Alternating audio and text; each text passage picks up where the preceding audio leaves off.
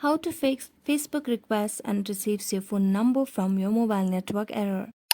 Hello everyone, welcome to this channel. I'm Emily and I'm here to help you out today. So without any delay, let's get started.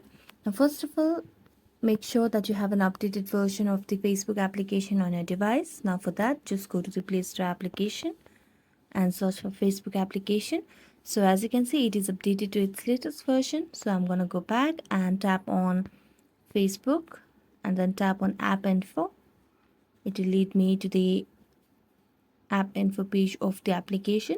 Now at the bottom right you can see the option of clear data, so just tap on clear data, clear cache, and okay.